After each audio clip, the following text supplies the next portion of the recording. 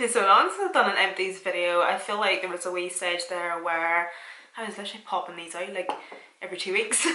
This is the wee reed diffusers from Primark. This is in the scent Amber and Nectarine. If you've seen my Primark and HomeSense haul that I had done maybe like a couple of months ago, you would have seen that that's when I got this. So I basically had this in our bedroom, and I'm not even joking. I never smelt this once. I have said this, I don't know how many times before, about these wee reed diffusers from Primark. They're not the best whenever it comes to a big room. They're very affordable, they're cheap and cheerful, and they're not the best for big sized rooms. Maybe like a wee small bathroom, a wee ensuite, a wee utility room or something, you'll maybe get a wee bit of a scent. But yeah, honestly, I had this sitting up on my windowsill, and even whenever I had like the window open, I thought maybe the breeze would have like pushed some of the scent into the room. No, I never smelt this once in our bedroom. It was honestly just like a waste of time, to be honest, whenever I could have probably just had it in one of our bathrooms. Another scent, this is a wee candle from DW Home, and this is the scent Hallows Eve. This was lovely. There's actually still like the tiniest wee bit in it, but I don't really like burning candles like the whole way down. Sometimes I get a wee bit panicky please. But yeah, it was lovely.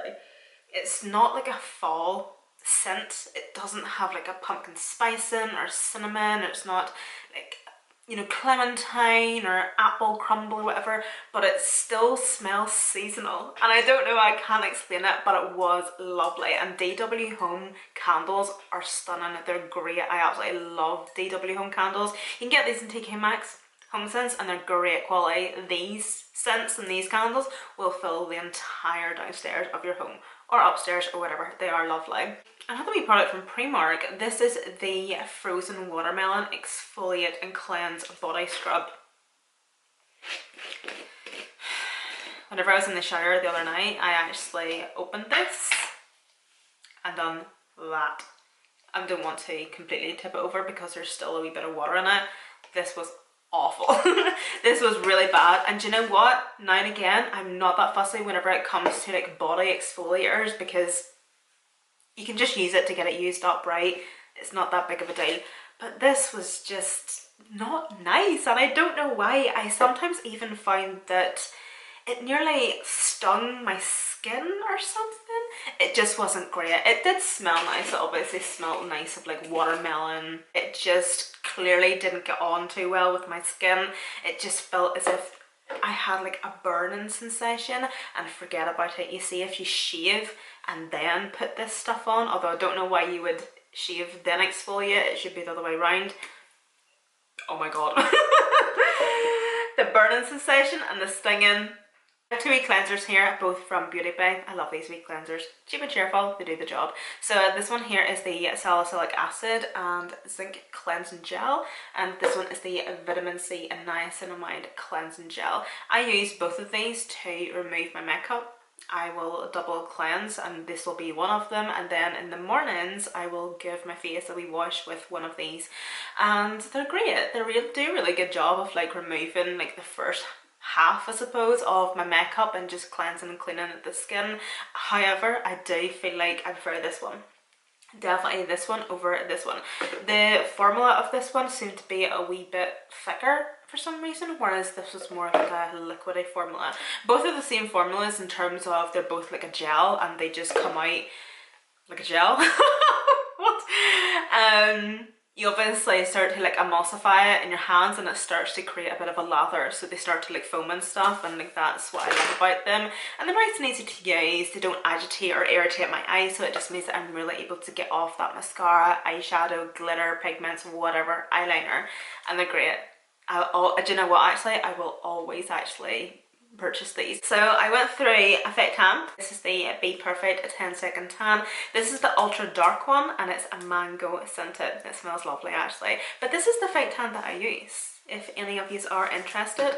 The fit tan that I used to use, and I still do use it like every now and again, depends what notion I take. I used to use the St. Moritz tannin gel. Oh my god, love it. The only reason I don't use it as much now is because it's quite hard to get. So what I do have, I don't want to run out of it in case I can never ever buy it again, because I love it. But I'm on Be Perfect Cosmetics PR list, and now and again they will send me up.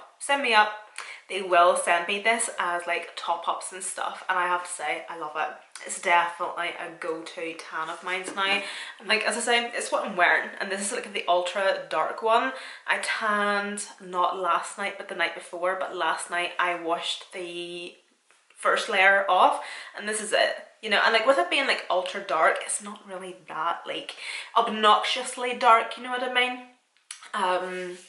But you could obviously go on with it a couple of layers if you really want to like build it up and everything, but I do love it. I feel like it dries quite quickly as well. Don't get me wrong, I feel like with most tans you're going to get like a sticky feel, you know, once they're applied and everything, and it will take a wee while for it to actually like dry a wee bit, but it is very fast drying to other tans that I have used in the past, and I love it. I absolutely love it. I feel like it's also a really nice tan, like the colour of it, even before you wash the top layer off.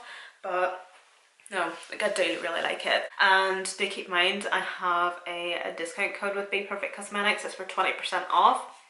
You can obviously use it site-wide with anything. I'm not too sure how much this is because I've been lucky enough that I've never had to buy it, but I don't think it's that expensive, and this bottle here will do me at least 4 to 5 months maybe. Would it? Yeah, I really want to say that. And like, you know, if you've watched my videos, that I tan constantly. Like, I'm not without tan, so it does do me like quite a long time. Although here's the thing, sometimes I will be really lazy and I will only and I will only tan my top half. Like sometimes, like maybe like a couple times a month or something, I'll be like, I cannot be bothered to tan my legs because nobody is seeing my legs. Nobody's seeing my tummy. Nobody is seeing any of that. And of course, at this time of year, nobody really is seeing any part of my body and skin.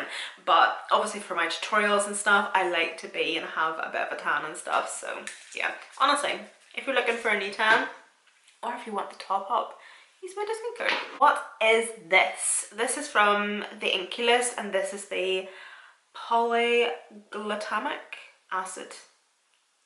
Apparently it helps to lock in moisture. This was honestly one of these products that I would have wore like before I would have followed on with moisturizer, and I was just applying it thinking, I have no idea what this is for. Christ knows what this is doing to my skin. I haven't a clue. I haven't a clue, and I still don't. I must actually look up, you know, why I didn't do that to start with. I have no idea. But it does say here that apparently it is a treatment. A treatment for what? Keeping moisture in? Locking moisture in? Who knows what this is? Who knows? Have you tried it? Have any of you tried it? Do you like it? What did you think of it? So like, I can't even tell you what I thought about it, because it was like, I don't even know what this is doing or what it's supposed to do, what it's claiming to do. I haven't a clue. I went through the Pie Rosehip Oil. Oh, I love this stuff, but I just, I couldn't this time, and I do not know why. I went through it, or it looks as if I went through it, because I actually put this whole bottle into a body moisturizer. So this is the rosehip oil that I have been using for years at this point, and it's the rosehip oil that got me onto rosehip oil. But the smell of this, and I have never experienced this with this brand and this particular rosehip oil, but the smell of this, I couldn't. So I used it a couple of times, obviously. But you see, whenever it was on your face, all you could smell was this. It smells like an old musky, mouldy spice cupboard with soil just flung in it as well. It smells awful. This is obviously an expensive brand. Well, it's mediocre. It wouldn't be like considered luxury, but it is more high-end, so I obviously didn't want to get rid of it or like bin it or whatever, so I obviously just put it into my body moisturizer. So I'm going to get used to it at some stage, but I just couldn't deal with this in my face. But I have to say, like, I will buy another one because I do love the product. Like, the product is absolutely amazing. I see a rosehip oil, stunning, absolutely beautiful, especially for my dry skin. I love a rosehip oil. I've raved about them many times here on my channel, but oh, the smell of that, I couldn't. product where I just couldn't with the smell. Oh my god. This moisturizer, I really wanted to love this moisturizer. I didn't buy this. I actually got this in, I'm nearly sure it was it the Cult Beauty Advent Calendar last year? I'm nearly sure it was. And this is the Pharmacy Honey Halo Ultra Hydrating Ceramide Moisturizer. I really wanted to love this because I've heard about this brand and I've obviously seen this moisturizer. I'm pretty sure this is an American brand, or this is a moisturizer you would definitely get at Sephora, right? Would I be right in saying that? So I was really looking forward to trying this. Honey. I do not like honey.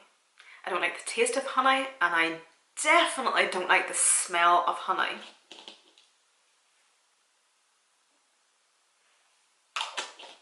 This smells of honey. Which, it's the Honey Halo Moisturizer. But no, again, I couldn't. I couldn't. So I actually ended up using it anyway because, again, I didn't want to just waste it, bin it, get rid of it, whatever. I had even said to Kyle here, use this. And he was like, no, I have my other moisturizers, which is After Sun.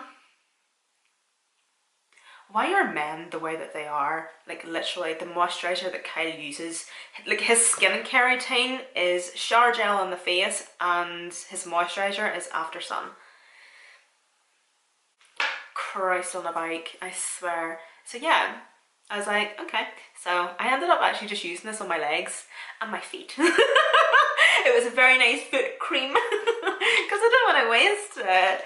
But no, I couldn't get around the smell of honey on my face. No way.